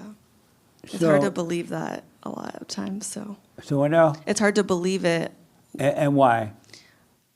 Just growing up in church, and you have to believe harder, you gotta, don't doubt, and a lot of those things that I know, breaking it's it down. a mess how the church set us up. Mm-hmm. The parents set us up at home, and then the church make it worse. How you gonna believe? That doesn't even make sense. And then you tell yourself, I believe now. I believe in Jesus. And then you go home and cry. Mm-hmm. Yep. Where's Jesus? Why are you crying? You said you believe. I believe in the Lord. Hallelujah. And then you go home and cry. Yeah. God is not telling you to believe. He said, come as you are. Worried, weary, afraid, lonely, suicidal. If it's a man, come in your dress. If it's a woman, come in a man suit. Come thinking that you're a woman. Come thinking that you're a man, even though you're not. Come as you are, and he will take care of that. You don't have to take men, don't take your dresses off. Wear them to God. And the Father will show you that you're not what you think. Really. Because a lot of men and women literally believe that they are what the world tells them that they are. because they feel that spirit on the inside, so they think that they're a woman. Or the woman thinks she is a man, and then you find other devils to confirm it. Yes, you are a woman. Oh, yes, you are a man. Then you go home and cry, because you know it ain't true. You know something is wrong. And it doesn't bring peace, even though the world, which is of hell, confirming this fake stuff, but it's not true. It's just another false identity. So you gotta, don't worry about if they're gonna make it or not. You work on you. Yeah. And don't say, oh, I hope they do. Don't even hope that they make it. Because some people don't want to leave their hell. They love their hell. Really, they love their misery, and you hope that they get over it, they'll come and destroy you. Because you got this hope that they'll fake it, and they'll destroy you. That make sense? Yeah, that all makes sense. Yeah, really. Human beings are evil. Really. It's worse than what you can imagine. When you're going through hell yourself, you're going to see how wicked you are. Really, you're going to see there's nothing good in you at all. Zero. You're not good. If you were good, you would never have to think, I'm good, and then you would never have to try to be good. And once you become bad, now you got to be good again. If you never thought either way, you'll be fine, good or bad. Amazing, huh? Yeah. Any questions? One question I have is, you're saying don't go to God with belief. Right. So I try to understand what the difference is between going to God with like surrendering versus belief. That's a good question. I love that question. We can lock the door and pass the bucket after this one. The young lady in the pink want to tell you, what's the difference between, what's the question again? What's the difference between belief and surrender, bringing those to God? And you say? I believe surrender is when you're giving it all to God despite what's in your inner man. And belief is what? Belief is your thoughts, your will, and your emotions. Absolutely. When you go to God, when you, like I was telling this young man, when you like worry, afraid, lonely, doubtful, looking for love, or you're never going to get married, or whatever that is, you just give all that to God, meaning that you take it on, just take it and live with it. Do nothing about it. Put up no resistance against it. Just live with it. When the devil tells you you don't love yourself, you're in pain. Live with it. You're surrendering to God. That's what it means to surrender. In fear and everything. You just live with it. You notice that it's there. You're aware of it, but do nothing about it. And that's what it means to surrender. When you're home and you're alone, and all of a sudden this thing tell you that you're lonely, or nobody love you, or you're afraid, right? Don't pick up the phone and call your boyfriend or some friend to tell you that you're not lonely, or I'm your friend, I'm here for you. Don't do that. Take it. Live with it. And I promise you, he will take, because those are spirits. That's that ego, that's the false identity. You want to die from that. You got to surrender that. That make sense? Yeah. I think with that, though, I'm curious, isn't it like faith? You have faith that he's going to do what he said he was going to do. So like that, what does that intertwine with belief? No, faith is just a made-up thing. The church tells you to have faith, now you try to make yourself have faith, and the devil says you got faith. And as soon as a storm comes, your little faith is out of the window. If you're on the boat with Jesus, you're like, oh, Jesus, I have faith. Ride on the boat, it's like 10 o'clock at night, looking up at the stars, and you're feeling all good, believing in Jesus. And then Jesus is like, oh, I gotta take a nap. It's been a long day. I did a lot of healing today. I'm going to sleep. You just sit here, watch the stars. And then the moment Jesus go to sleep, and the boat starts shaking, and a windstorm comes, you're like, oh, Jesus, wake up, wake up. We're about to turn over here. And Jesus is like, what? I thought you had faith. It's just like, if you had believed, you could have told the storm to be still. You don't need faith. You just need to do it. Yeah. You know what I mean? Mhm. It's that. Okay. And that's what's going to happen once you go through this thing and let it happen. You will know God, and when you know God, there is no faith and no doubt and no worry, no thinking about God at all. You just know Him. Yeah. Isn't that amazing? It is, yeah. Thank So, you. so let your little faith go. Okay. Are you married? No. Are you dating? Yeah. You're dating? Mhm. And what is it like dating right now for you? What do you mean? Like, What do you think about dating? You love your boyfriend? yeah. And how do you know you love him? Oh.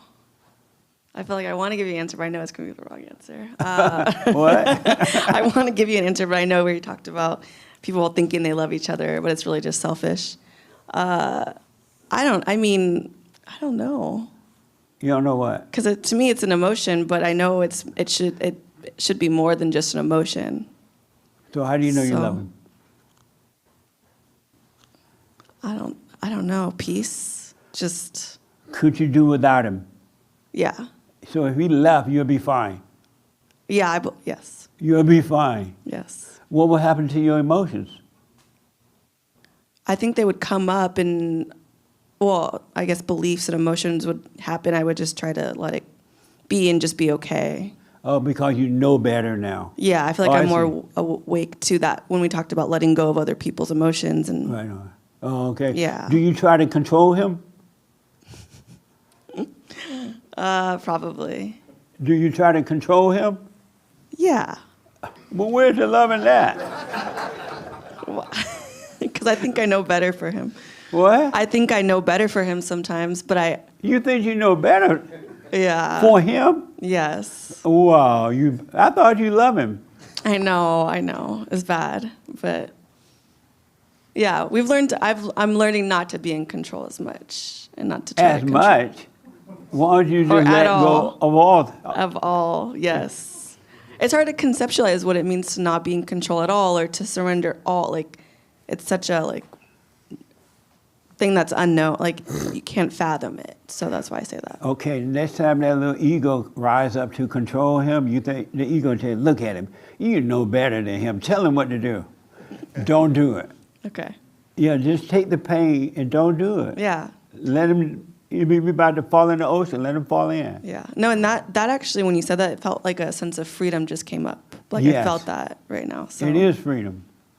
You will be free and he will, and you will have a relationship with last until death do you part. Mhm. The relationship doesn't need your help. Yeah. If it's from God, the Spirit of truth will make it work. Mm-hmm. Back off of him. You gone from your family to him. Yeah. Are you right. the boyfriend? Yeah. Oh, I see you looking at you. You got a white man? Yeah. No wonder you control that white man. How do you feel when she's trying to control you? How do I feel? I Yeah. try not to feel any sort of way about it. What do you think about it though? When she's trying to control you, what's going through your mind at the time it happened? It depends in what magnitude it is. She's pretty good, so. At controlling? At trying not to. Yeah, but you know that she's trying to control you when it's happening? Yeah, but I mean, she's a woman. That's what they do. Oh, yeah. And do you stop her or you let it happen? It depends. I'll give her truth if I can, if I know it, to give. Are you afraid to correct her when she's Not wrong? at all. Oh, good. I'm not Yeah, you afraid of be the strong, truth. man. What? I'm not afraid of the truth. Right on. Nice. So you want her to back off trying to control her, right? She's not that bad at trying to control me, so it's not really an issue. It's not I mean, that's why that- I'm with her, because she doesn't do that. So what now? That's why I'm with her, because she's not Right on. that evil. She's not that evil? Not that evil. Well, that's because she's working on herself. Right. Right on. Nice. So let me do this because of time. The biblical question. What is the biblical question this week, and how do you respond to it? The biblical question is is there anybody that's smarter than you? Yes. And my response, yes, I do believe there are people that are smarter than me, and it's those that overcame the spirit of anger. So what now? It's those that have overcome the spirit of anger. Oh, okay. Amazing. The young man behind you. Is there anyone smarter than you? In my life right now? No, in your life yesterday. Yeah, of course there is. Yeah. There is someone that's smarter than you? Yeah. And why do you say yes? Because there's still a lot I gotta learn. So of course there's a lot that people can teach me. So of course it's gonna be a lot that people are smarter than me. Have you forgiven your mother? Just recently, yeah. Just recently? Yeah. What happened? I don't know, just. You went to her? No, she lives in New Mexico, so I had to call her. Oh, okay. And you called her and said what? Basically, I forgive you. And what did she say? It's fine. I'm sorry? She said it was fine. She said it was Yeah, it's fine? good, yeah. And how about She you? understood. Well, she was upset at first, but she understood. She was upset? Mm-hmm. And what did you think about her being upset about it? I don't know. Maybe she felt some type of regret. Did it bother you that she was upset? A little bit at first, but then when she started, crying, and I understood she probably regretted it. When she was crying, did you know she was lying? I hope not. I hope she was telling the truth. Oh no, she was lying. Why did you feel anything about her crying or getting upset? Why did I feel anything? I'm not too sure. I'm sorry? I'm not too sure. You're not sure? Yeah, I'm not too sure. And did you forgive your father for not protecting you from her? Of course I did, yes. So you went and forgave your father? Yeah, he's right next to me, actually. Oh, that's your father there? Yeah, it's my dad right here. Oh, yeah? And so did you grow up close to him, or that came later? He was in my life, but we were not close. You were not? Mm-mm. And why not? I don't know, just I guess the decisions they were making for me, didn't really like it, so kind of made us distant. All right. Mm. And you forgave him? Yeah, of course. And what did he say when you went and forgave him? Yeah, he was open about it. He Oh, yeah? understood everything. So were you raised by both of them together, or were they separated? I was raised by both of them, but he was mostly at work, so it's mostly my mother. Oh, I see. Yeah, it was mostly my mother. Oh, amazing. So why did you leave him with his mother? I was working. I'm sorry? I was at work. Did you know she was screwing him up? No. You didn't know about it? No, I didn't know. When did you find out? When I started seeing your program, Oh, that's when I learned that. right on. And so, are you still married to this lady? No. Oh, we you left her? Yeah, we separated. How's your life going? Going good. Yeah, speaking to the mic. Any question about anything?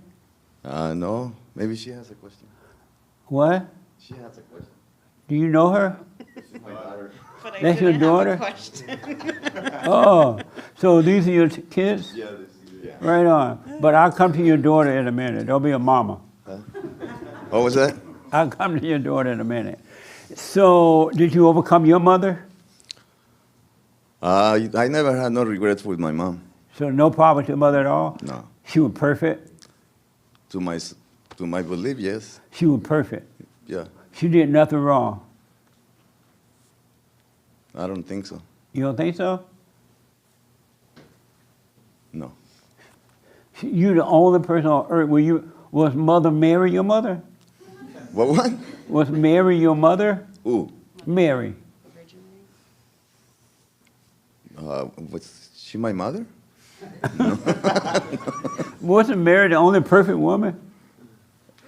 Well, my mom, I think she was, she did whatever she did with her own abilities, so I think she Right. did good, yeah. And did you forgive your father? Yes. You did?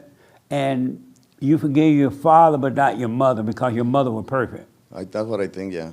You still think that?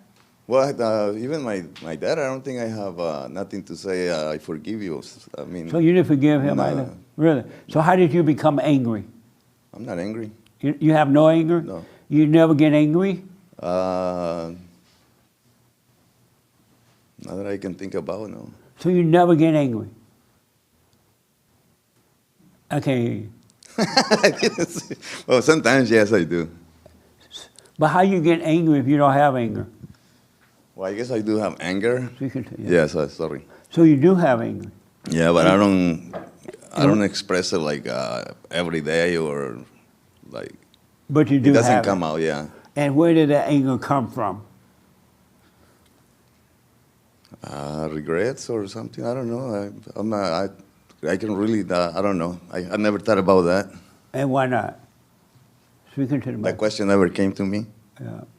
Do you know that it came from your mother? No. Yeah, it did. You need, and I don't want to force you, but pay attention to it. You became just like your mother.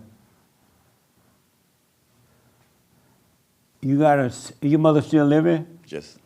You gotta, speak into the mic for me. Yes. You gotta see it for yourself, and you gotta forgive her so you can overcome her nature. It's abnormal for a man to be angry, period. The spirit of anger, any man that has anger is a woman. What do you think about that? I don't like it. You are your mother. You got to forgive your mother. All right.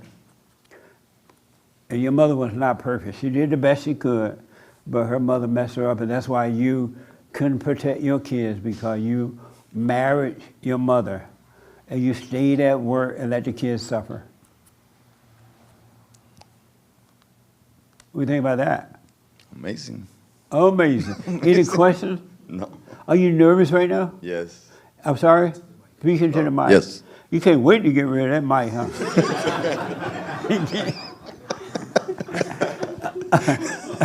Are you nervous right now? Yes. And why? I have a problem talking in front of people. Oh, you do? Yeah, Why? always. I don't know. Come up here. Not going there. What? No. Why you keep giving the mic away? You're like a fire in your hand or something. Why can't you come? Why can't I you? cannot do it. And why not? Well, because like I said, I'm a stage fright. Like You what? I cannot do it. I cannot do it. What? I cannot stand over there. And why not? Because I'm nervous. Of what? People. You nervous of people? And would they hurt you if you came up? No. What would they do to you if you came up? Nothing. Just by looking at me, I will feel uncomfortable. You would? Why don't you want to feel that so you can overcome it?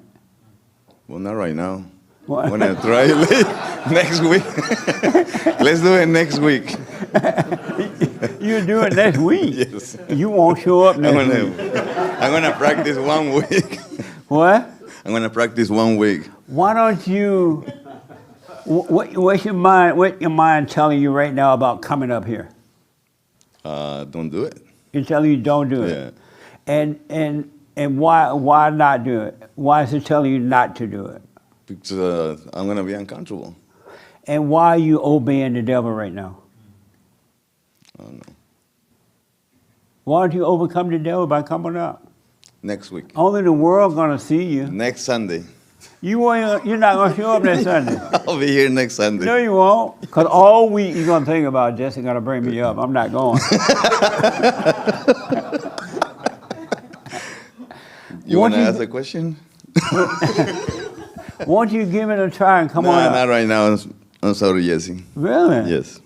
And so you're afraid of what the people are going to think about you? Yes. And that makes sense to you to be afraid of that? No, it doesn't make sense. So you could, It doesn't make sense. so why not face it? Not right now. Not right now? No. Why put off for tomorrow what you can do now?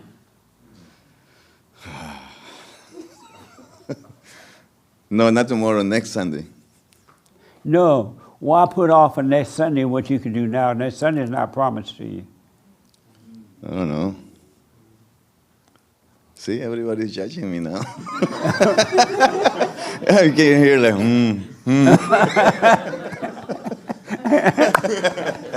So everybody judge you right now? I know. I'm sorry, you said Yes. And you don't want to be judged? No, And why not? I don't know. What? I don't know why. I mean, How nobody old likes are to be you? judged. How old are you? I'm going to be 63. How old are you now? 62. You're 62 years old? Yes. And you still have... Afraid. Really? Yes. What is it like being a father knowing that your kids know you're afraid? I never thought about that. You never thought What about do you that? guys think about that? Come back with the mic. Come on. What do you think How about does it feel knowing, I mean, being a father, your daughter and your son know that their father is afraid? How you feel about that? Oh, embarrassed? Huh? Embarrassed? And why? Because that's not a good feeling. So why not overcome it? Next Sunday. Next Sunday. Next Sunday? All right. So you don't want to come now? No. And what would happen if you came now? I don't know. I don't know. Probably nothing. Won't you come and find out? And stand right here so the camera can be on you too. And the whole world can see you. Yeah, exactly. No. No, thank you, JC. I appreciate it. Okay, so you're just going to be a coward. Yes. You're going to go Right with the now. devil. Isn't that amazing? What do you think about your father not coming up? Seeing your father afraid, what do you think about that? I can understand him. Oh, you can? Yeah. And what do you understand about that? He's always had this fear, and he's always voiced it to us ever since I was pretty much little. So what now? He's always voiced his fear for like being on stage. Really? Your father has always told you he was afraid? Yes. And how did you feel about that as a kid, knowing your father was afraid? I could understand it because I kind of had the same fear. Yeah. Your daughter's afraid because the father is afraid. And do you still have fear, that kind of fear and stuff like that? I do, but I used to go to a church, and they used to have me go up there a lot, so I kind of can get over it, but I still have it. You still have the fear. Yeah. Have you forgiven your father for being a beta?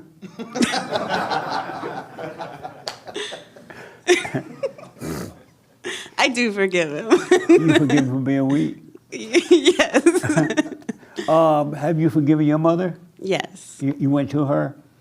I think me and her have a very open relationship where I don't think I have to necessarily voice like I forgive you. It's almost like a known thing, and she knows it too, and we talk about it, how there's no need for us to have those like holdbacks with each other. So when God said, go and forgive, he wasn't talking about you?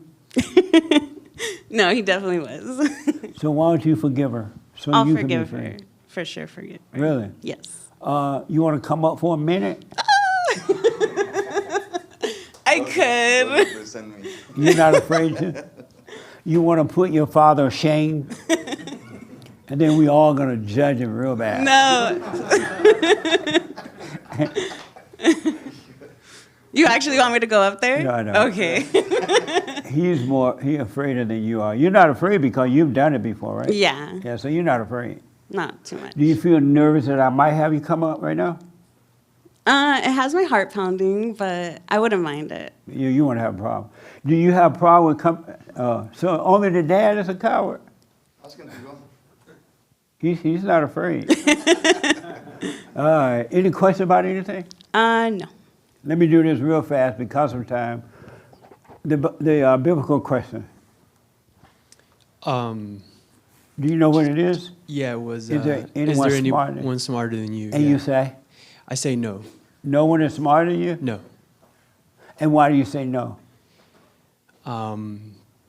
Because if there's only one truth, then all we have to do is try to find out what that truth is, and essentially we'll be with God. Oh, okay. Amazing. The young man, let your brother talk. Are you guys brothers? No, not brothers. Why y'all look alike? Both y'all Mexicans? I'm Mexican. Are you Mexican too? No. Why you look like a Mexican? Is there anyone smarter than you? I don't have an answer for this question. Oh, you don't? Yeah, but I know what it did for me thinking about it. What did? It made me put eyes on this this identity where it's like this know-it-all. I have to have an answer for everything kind of identity. So I'm watching that now. I have my eyes on it Right on. real close. So Okay. Amazing. The young lady right here, is anyone smarter than you? No, next to you.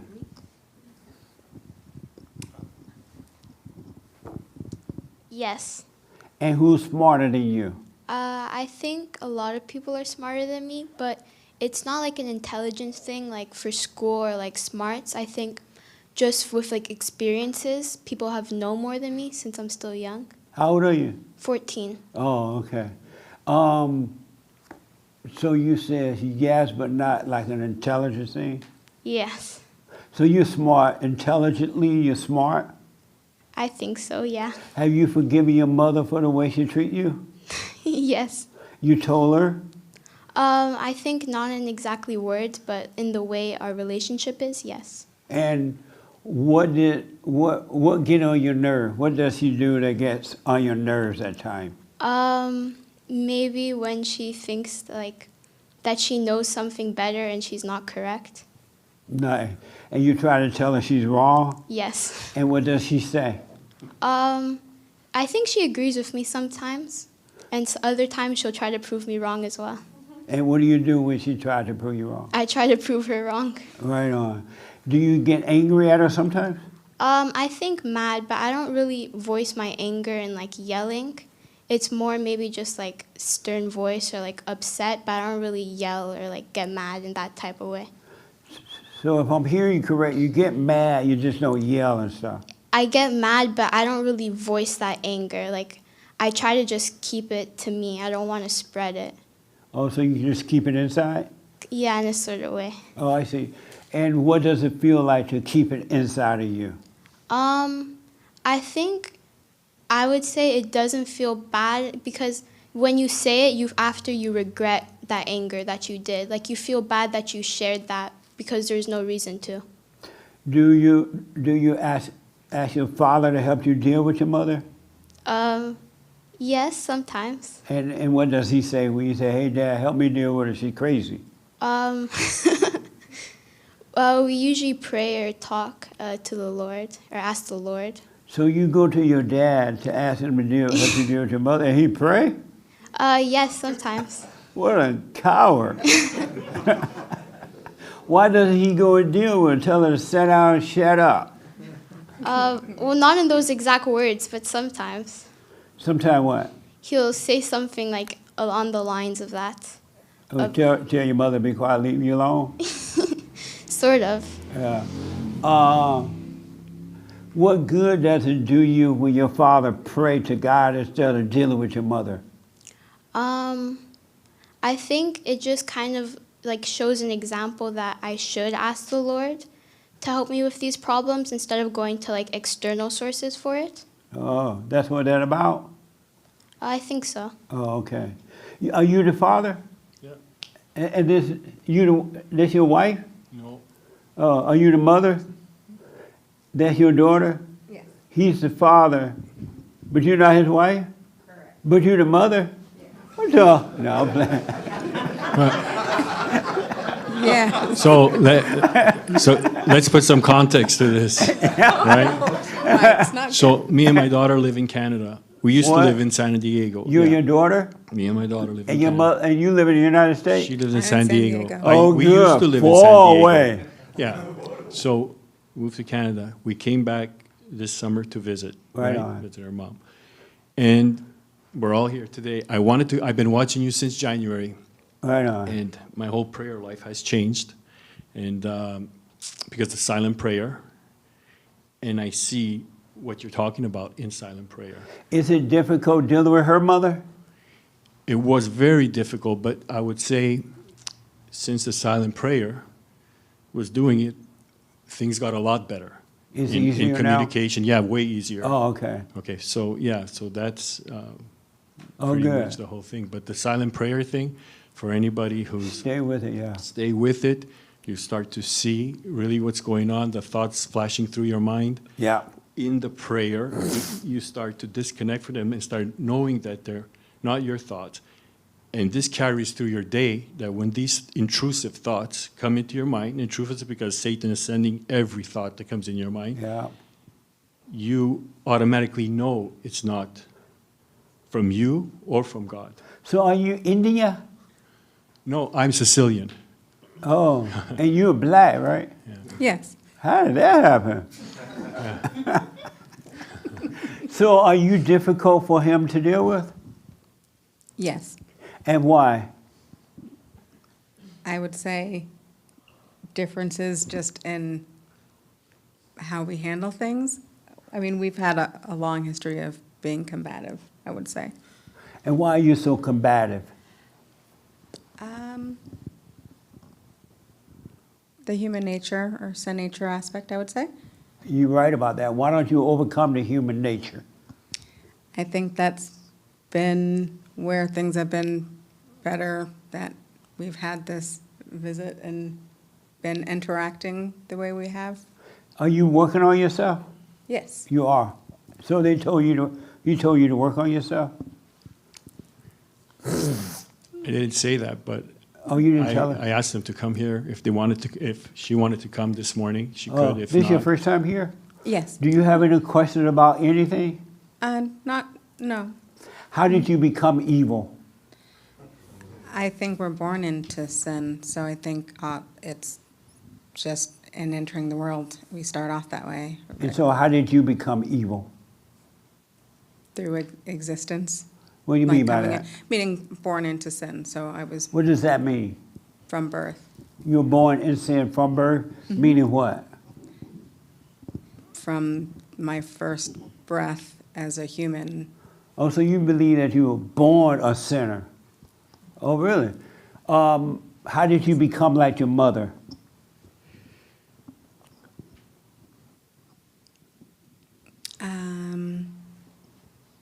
You mean just from interactions? I'm sorry? I'm not sure if I understand your question. How did I Have come you- out like my mother as far as my just my interactions? You notice you have the and- same attitude, you act like your mother, you don't want to be, but you are. How did you become like her? I would say upbringing. Upbringing? Do you want to overcome her? Yes. You do? You got to go and forgive her for what she's done to you. Because you were not born a sinner. You were born into sin, meaning that your mother was evil. And in her evil nature, she imposed that on you as a little kid by making you angry or impose her will on you, keeping you away from your father, whatever, right? Trying to control you. And the moment you became angry, you became like her. You're not yourself. And that's why you're treating your daughter that way. You're doing to your daughter what was done to you. And if you could see that I am angry at my mother, she's crazy, but she couldn't help herself. She did her best. I need to forgive her. Then God will forgive you, and you will treat your daughter with perfect love. But right now, you don't have the love. Does that make sense? Yeah, I think I've had feelings similar to him as far as not feeling like I had negative thoughts or that my mother did anything wrong, more growing up until very late adulthood. Yeah. So, yeah. So you got to forgive your mother. You got to face. She's still living? Yes. You got to face her. She's evil. You got to forgive her. God said that go and forgive her and your father for not protecting you from her. He will forgive you, and he will give you back yourself, the person you were before she traumatized you.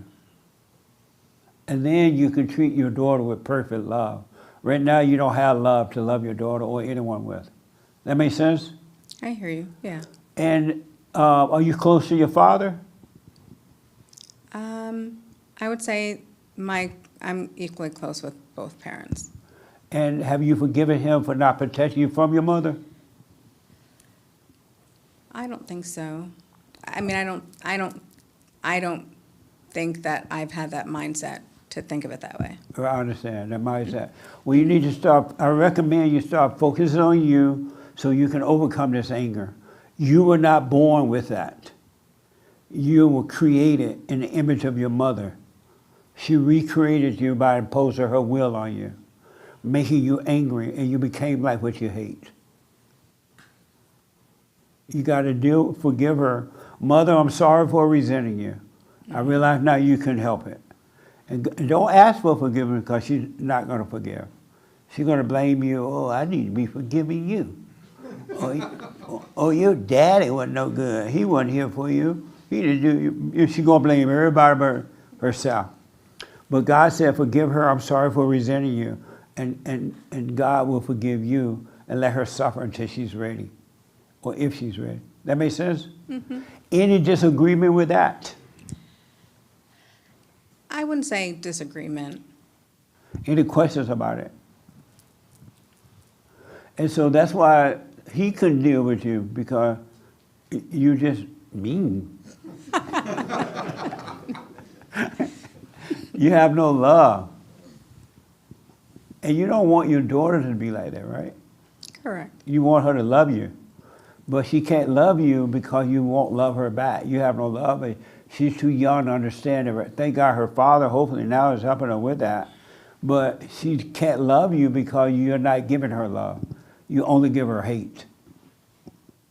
With no patience and all that stuff. What a mess, huh? You're not married or anything right now, right? No. Are you dating? No. Thank God. Any disagreement with any of that? No. No? Okay. Well, and do the silent prayer. You know about it? No. Okay, he'll give you the paper. And so that, God said when you pray, be still and know him. Mm-hmm. Let him take over. You don't know what to pray for. You don't know what to ask for. But if you be still, he will add all to you, all right? Mm-hmm. So you live in California, so come back sometime. All right? Yes. The young girl, what's your first name? Nyla. Nyla. You shouldn't hold anger inside of you. It will destroy you. You got to learn to speak up. And for now, if you're mad, just notice that you're angry, but don't call it you, and God will take it away from you. But if you keep that inside of you, it will destroy you. And you're going, when you get older and start dating and get married, you're going to take it out on other people because you kept it inside. You got to learn to speak up, but don't let the anger pass. Don't hold it inside of you. What do you think about that? I think it's good. Yeah. You learn to speak up, and if people get mad, it's on them. It has nothing to do with you.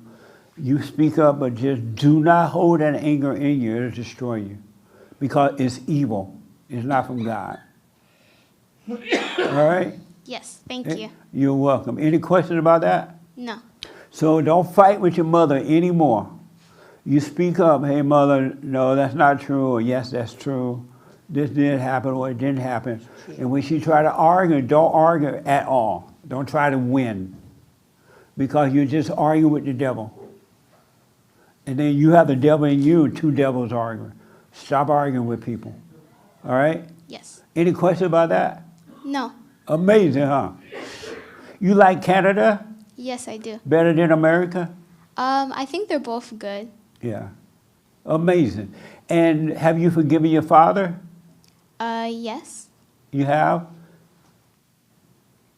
Yes, I believe so. You get mad at him sometimes? Yeah, sometimes. And what do you do when you get mad at your father? I guess when I get mad, I kind of just don't talk as much. Oh, you got to start speaking up. When you get mad at your father, especially now he's working on himself, Dad, no, why did this happen, or why did you do this? Speak up so you can be free, but just don't hold any anger. All right? Will you let me know how it goes? Yes. Right on. All right. The young lady in front of you, you give her the mic. Is there anyone stronger than you? Smarter? I mean, smarter than you? No. No? And why do you say no? I knew you were going to say no. It's not because I think I'm so smart. I just Yeah. think exactly what she said. There's just people with more life experience than me. Yeah. In closing, there's no one smarter than you on earth. No one smarter than you. All these people with the degrees, they're dumb. They pretend to be smart, but they're not. There's no one smarter than you, really. And if they were smart, there would be no wars. There would be no fighting amongst each other. There would be no jealousy, no envy, no strife, no fear, no nothing. They just have pieces of paper, and it builds the ego, and they want you to think that they're smarter than you. They're not. Think about it. If they were smart, would they give you medication for spiritual issues? You tell them you're depressed, what do? They give you Prozac or something like that, and you only get worse. Where's the smart in that? If they were smart, would there be wars? There would be no wars. There would be no one trying to get rich off other people by deceiving them and hurting them. No one is smarter than you. No one. It's in you. All right? So I want to encourage you to work on yourself. Stay with the silent prayer. Stay with it. Stay with it. Stay with it. And when you can attend these meetings, make sure you come and fellowship and put the truth out there and hear it from others, because we're all witnesses to one another. And you see that everybody had the same problem. There's nothing new. Everyone has the same problem. Situation might be a little different, but it's the same spirit. Everybody afraid and lonely and worried, insecure, doubtful, shyness, all kind of stuff. And it's all evil. But God loves us. Satan does. He hates us. And he doesn't want you to be free. All right? So stay with the prayer. I promise you it works. And once you come to the light will never leave you again. It will always be with you and will guide you through the darkness. Come as you are. You don't need to be a brave or anything. You don't need to have faith. You don't need to do anything but come and present it to the Father and let him handle it. He will take care of it. I promise you that. All right? Wow, we're so out of time. Where am I, James? Next week here. Oh, yeah. What is next? Oh, what's the difference between the truth? I mean, what's the difference between what, James? The facts. What's the difference between the facts and the truth? The next week, what's the difference between the facts and the truth? Amazing question. And you coming next Sunday so you can come up here, right? Tell us your first name. Roberto. Roberto. Okay, Roberto. Roberto. Oh, Roberto. Yes. Okay, do you live in Mexico or here? Here in Pando. Oh, okay. So you'll be here next Sunday? Yes. And you're going to come up? Probably, yes. What? Probably, yes. Your kids are listening, man. Just imagine you become brave, they will too. All right. You know what I mean? So I see you next Sunday, right? Yes. I can't hear you. Yes. Okay. Oh, so I'm off. All right. Yes.